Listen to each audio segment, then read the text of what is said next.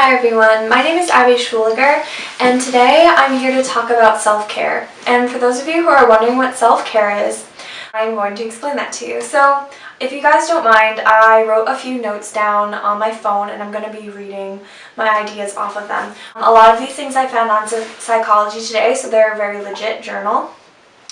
The definition of self-care is choosing behaviors that balance the effect of emotional and physical stressors.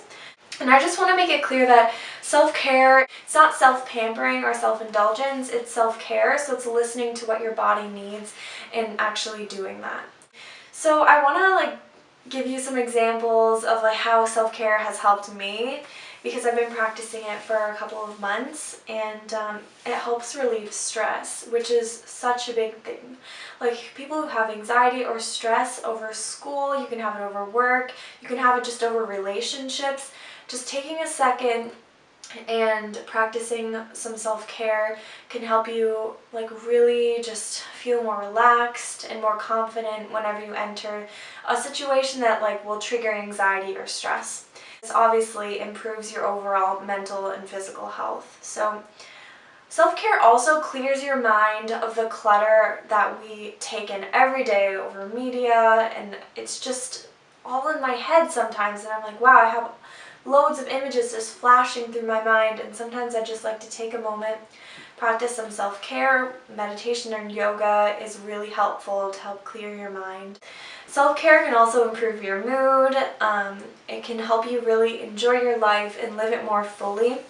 And yoga, as studies show, can lower your blood pressure.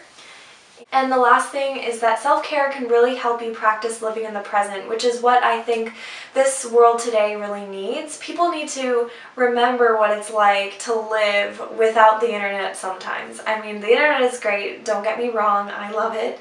But sometimes we just need to take a step back and take a little break. Here's a list of some ideas for self-care. So I have my yoga mat here as kind of a prop. So yoga is a huge one. You're going to hear people saying they go to yoga classes and how much they love it. Trust me, they're not lying. It actually is awesome. I just practice yoga in my room, and I use a YouTube video, or I know enough about yoga to do my own practice. If you are new to yoga, I encourage you to go to a studio, get some classes, then you can maybe start to practice on your own. Or just keep on practicing at the studio. I'm sure it's great. So that's a really great way to get in tune with your body, mind, and soul. Another way that I practice self-care is by keeping a journal. So I journal almost daily, and this one's almost full. And my journal is full of thoughts, feelings, prayers, anything that you just feel like writing down, go for it. It can be prose, it can be poetry, it can be lyrics, whatever. It's just a really nice thing. Trust me, it's pretty relaxing. Obviously find which self-care is best for you and do it. You don't have to take my suggestions, just make sure that you enjoy it and that it helps you. Taking care of your body is it counts as another way to practice self-care. This can be taking a bath. I brought this nail polish out because I painted my nails recently as kind of a self-care exercise, because I kind of ignore them a lot.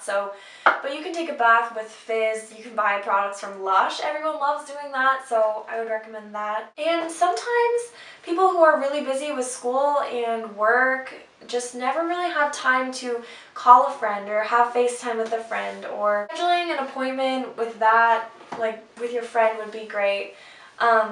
And it just they can help you talk through things. And if you feel like you don't have a friend who you can be completely honest to, I understand, not everyone has a friend like that. I have one right now, I would say, and she is definitely a blessing in my life. And if you don't have one, I understand. So see a counselor or a therapist, because they will definitely listen to you, and they will also give you advice. Back to the mindfulness piece about living in the present moment. There's this little exercise that I like to do. It's the 5 sense exercise. Just take a moment and sit and just explore each of your senses. So I'll just do it right now for you guys. I'm not really tasting anything right now, so that one can be out. It's silent right now, which is really nice, so that one's out as well. I can't really smell anything.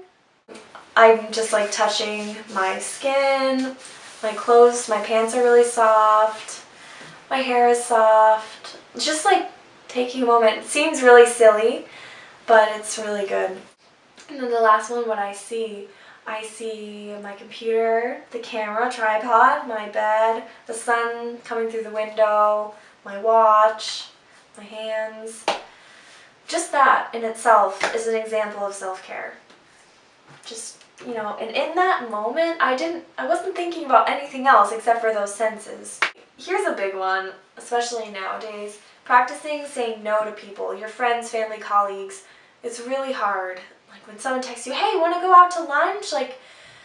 And you know that you are exhausted already, or that you have a big project due, but you just can't bring yourself to say those things. You have to be like, oh yeah, no problem, or lie that you have something else on.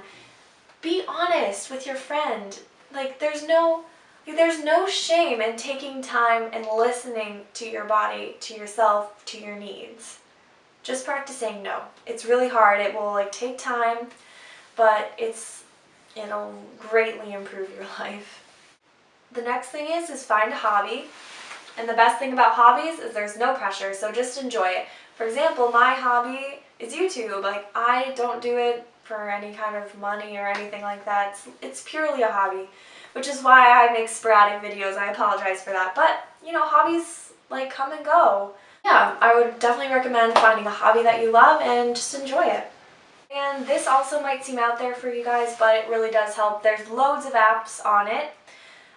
It's meditation. So the meditation app that I used for a while, it was just this app that would play music, really calming music, and would help you just relax. The guy would say deep breaths in and out, and imagine that you're in a field and that you're sinking into the soft grass. And it was a half an hour long, which is a significantly long self-care session, I would say, but it was probably the most rewarding I've had. I should probably start doing it again. I switched phones, and so I have to find one on an Android.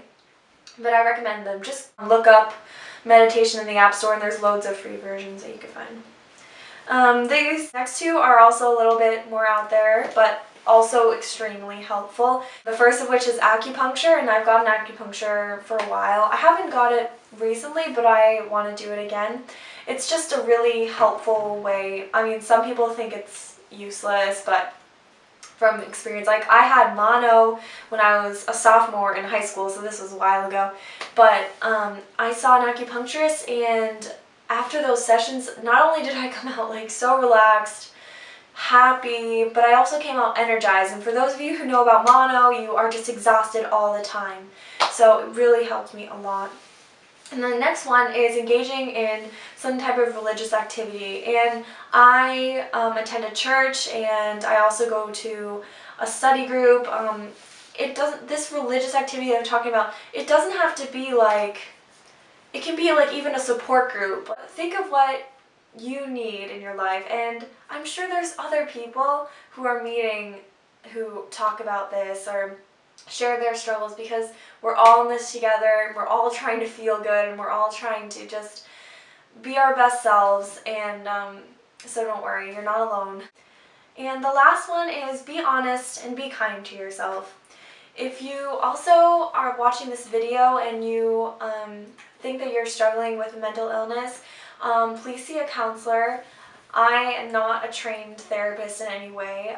These are just things that I've learned from my therapists and things that I've learned from experience. So if you are struggling, I would recommend telling someone, an authority figure, a friend, it doesn't matter. Just let them know. If you want to learn more about self-care, there's a lot of stuff on psychology today, and thank you guys so much for watching this video. I hope it helped. And I hope that you guys have a great day. If you have any questions, comments, concerns, just leave them in the comment section below. And I will see you guys in my next video.